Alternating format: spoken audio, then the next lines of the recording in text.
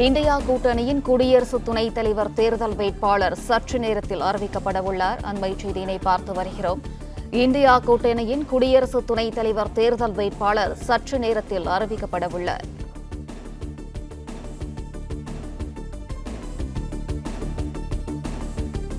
India கூட்டணியின் குடியரசு துணைத் தலைவர் தேர்தல் வேட்பாளர் சற்று நேரத்தில் அறிவிக்கப்பட உள்ளார். கூடுதல் விவரங்களை வழங்குகிறார் செய்தியாளர் ராஜகுமரன். வணக்கம். விவரம்.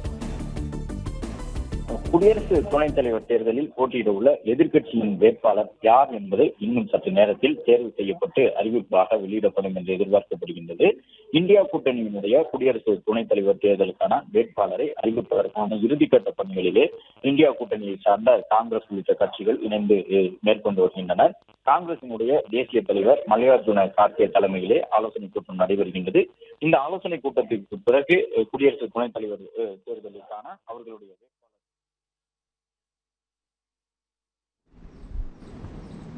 इस वाइस प्रेसिडेंट इलेक्शन में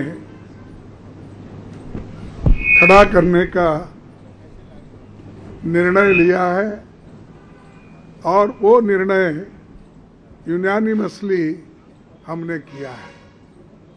मुझे खुशी होती है कि सभी अपोजिशन पार्टी एक होकर एक नाम पे अगर मिल के लड़ने के लिए तैयार है तो ये बहुत बड़ा अचीवमेंट डेमोक्रेसी का और लोकतंत्र का है।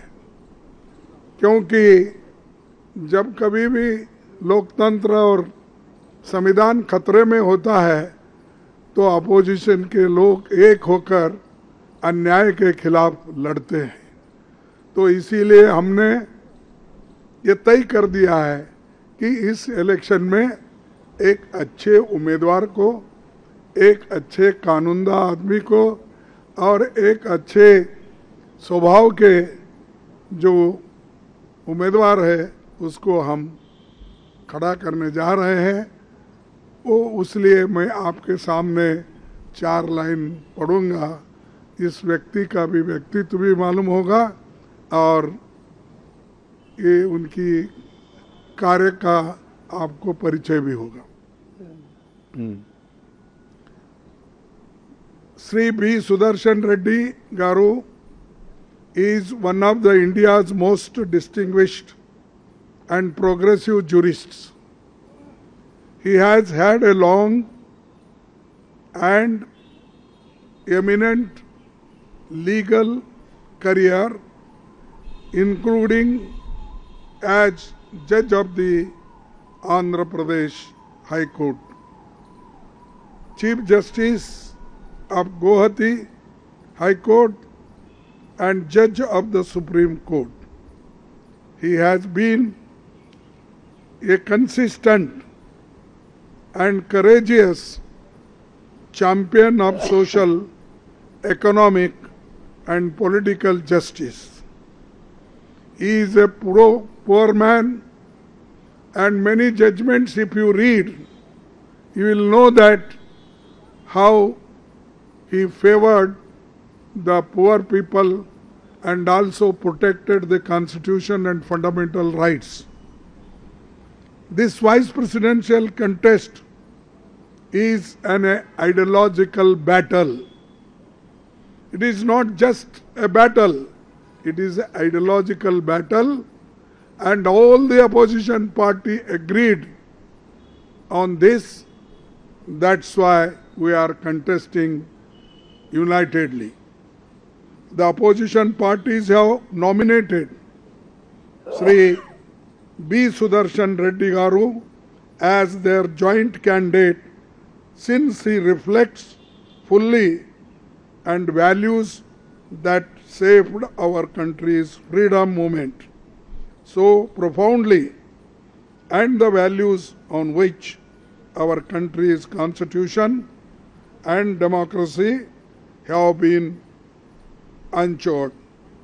All these values are under assault, and therefore our collective and determined resolved to fight this election. So this is the name, and we had meeting just now, and everybody consented and agreed this name. So we are fielding him as a vice president candidate. Thank you very much. नमस्कार साथियों, अभी अभी खरगे जी ने जो घोषणा की है, supreme court के पूर्व न्यायाधीश बी सुदर्शन रेड्डी जी विपक्ष की ओर से एक जॉइंट उम्मीदवार हैं इस उपराष्ट्रपति चुनाव के लिए। इन्होंने अभी अभी कहा है कि उपराष्ट्रपति चुनाव एक विचारधारा का टक्कर है, और क्योंकि सुदर्शन रेड्डी जी हमारे स्वाधीनता संग्राम और हमारे संविधान के मूल्यों को प्रतिबिंबित करते हैं, मूल्यों के लिए उन्होंने अपनी सारी जीवन लड़ाई लड़ी है, वो उम्मीदवार बने हैं। और सारे विपक्ष पार्टियों ने தலைவர் தேர்தலுக்கான வேட்பாளரை இந்தியா கூட்டணி அறிவித்திருக்கின்றது. அதன்படி இந்தியா கூட்டணியினுடைய வேட்பாளராக இந்த குடியரசு துணைத் தலைவர் தேர்தலில் களம் காண இருப்பவர் சுதர்சன ரெட்டி. உச்சநீதிமன்றத்தினுடைய முன்னாள் நீதிபதி சுதர்சன ரெட்டி ஆந்திர மாநிலத்தை பூர்வீகமாக கொண்டவர். இந்தியா கூட்டணியினுடைய குடியரசு துணைத் தலைவர் வேட்பாளராக அறிவிப்பு செய்யப்படுகின்றார். காங்கிரசினுடைய தேசிய தலைவர் மல்லிகார்ஜுன கார்கே தலைமையில் நடைபெற்ற இந்த கூட்டத்தில் இது தொடர்பான முடிவு எடுக்கப்பட்டிருக்கின்றது. சுதர்சன ரெட்டியை தங்களுடைய வேட்பாளராக இந்தியா கூட்டணி அறிவித்து இருக்கின்றது. ஏற்கனவே தேசிய ஜனநாயக கூட்டணி சார்பில் தங்களுடைய வேட்பாளரை அறிவித்திருக்கின்றார்கள். சி.பி. ராதாகிருஷ்ணன் போட்டியிடுவார் என்ற அறிவிப்பினை அவர்கள் வெளியிட்டிருந்த நிலையில்தான் தற்பொழுது உச்சநீதிமன்றத்தினுடைய நீதிபதியாக இருந்த சுதர்சன ரெட்டியை வழக்கறிஞர் நீதிபதியாக இருந்தவர் என்ற அடிப்படையிலே அவருக்கான முக்கியத்துவம் தரப்பட்டு குடியரசு துணைத் தலைவர் தேர்தலுக்கான வேட்பாளராக அவரை அறிவிப்பு செய்ய இருக்கின்றார்கள். ஏற்கனவே பல்வேறு துறைகளிலும் அவர் பணி செய்திருக்கின்றார், அனுபவம் கொண்டவர். இந்த சூழ்நிலையில் தான் அவருக்கு அந்த குடியரசு துணைத் தலைவர் தேர்தலில் போட்டியிடுவதற்கான ஒரு வாய்ப்பினை வழங்கி இருக்கின்றார்கள் இந்தியா கூட்டணி சார்பில். தேசிய தலைவராக இருக்கக்கூடிய மல்லிகார்ஜுன கார்கே உள்ளிட்டவர்கள் இணைந்து நடத்தியிருந்த இந்த ஆலோசனை கூட்டத்திலே இந்த முடிவு எடுக்கப்பட்டிருக்கின்றது. இந்த சுதர்சன ரெட்டியை பொறுத்தவரை 1971 டிசம்பர் 27 ஹைதராபாத்தினுடைய பார் கவுன்சில் வழக்கறிஞராக தன்னை பதிவு செய்து கொண்டு ஆந்திர உயர்நீதிமன்றத்தில் சிவில் விவகாரங்களில் பயிற்சி பெற்று வழக்கறிஞராக இருந்து வந்தார். 1990 ஆண்டுகளில் உயர்நீதிமன்றத்திலே அரசு வழக்கறிஞராக பணி செய்தவர். 1990 முதல் 6 மாதங்கள் வரை கூட மத்திய அரசினுடைய கூடுதல் நிதி ஆலோசகராக பணியாற்றிய அனுபவமும் கொண்டவர். மேலும் ஆந்திர பிரதேசத்தினுடைய உயர்நீதிமன்றத்தின் நிரந்தர நீதிபதியாக 1995 முதல் பணி செய்து வந்தவர். அதோடு சேர்த்து 2005 ஆண்டு காலகட்டத்திலே கவுஹாத்தி உயர்நீதிமன்றத்தினுடைய தலைமை நீதிபதியாக இருந்தவர். மேலும் 2007 ஆண்டிலே இந்திய உச்ச நீதிமன்றத்தினுடைய நீதிபதியாக அறிவிக்கப்பட்டு 2011 ஆண்டு பணி ஓய்வு பெற்றவர் தான் சுதர்சன ரெட்டி. ஆந்திரத்தை பூர்வீகமாக கொண்ட அவருக்கு இந்த வாய்ப்பினை வழங்கியிருக்கின்றார்கள். அதாவது சுதர்சன ரெட்டி ஏற்கனவே பல்வேறு நீதிபதியாக இருந்தவர் என்பதையும் கடந்து சமூக நலன் சார்ந்த பல்வேறு விஷயங்களில் அவர் ஈடுபட்டு வரக்கூடிய நிலையில்தான் அவருக்கு போட்டியிடுவதற்கான ஒரு வாய்ப்பினை இந்தியா கூட்டணி வழங்கி இருக்கின்றது. ஏற்கனவே தேர்தல் அனுபவமும் அவர் கொண்டவராக இருக்கின்றார். சுதர்சன ரெட்டியை பொறுத்தவரை இந்த வாய்ப்பு அவருக்கு மல்லிகார்ஜுன கார்கே உள்ளிட்டவர்கள் இணைந்து மேற்கொண்ட ஆலோசனை கூட்டத்தின் பிறகாக வழங்கப்பட்டிருக்கின்றது.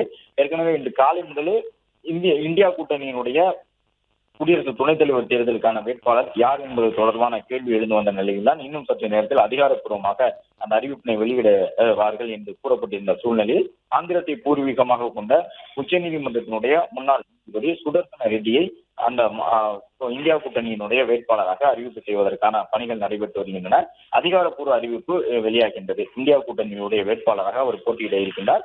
இந்த தேர்தலை பொறுத்தவரை தேசிய ஜனநாயக கூட்டணிக்கும் இந்தியா கூட்டணிக்கும் மிகப்பெரிய அளவில் வாக்கு வித்தியாசங்கள் இல்லை. ஏனென்றால் ஒட்டுமொத்தமாக 782 நாடாளுமன்ற உறுப்பினர்களை வாக்களிக்க இருக்கின்றார்கள்.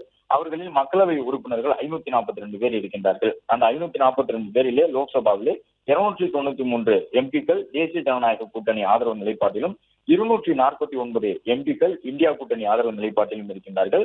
மாநிலங்களவையை பொறுத்தவரை 130 நாடாளுமன்ற உறுப்பினர்கள் தேசிய ஜனநாயக கூட்டணியினுடைய ஆதரவு பெற்றவர்களாக இருக்கின்றார்கள்.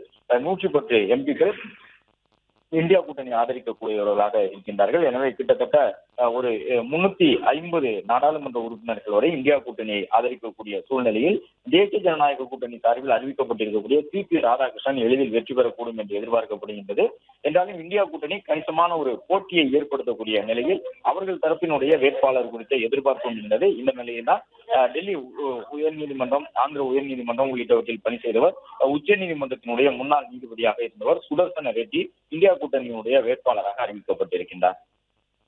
பிளே ஸ்டோர் மற்றும் ஆப் ஸ்டோரில் இருந்து பாலிமர் செயலியை QR கோடு மூலம் பதிவிறக்கம் செய்யுங்கள். செய்திகளை உடனுக்குடன் பெறுங்கள்.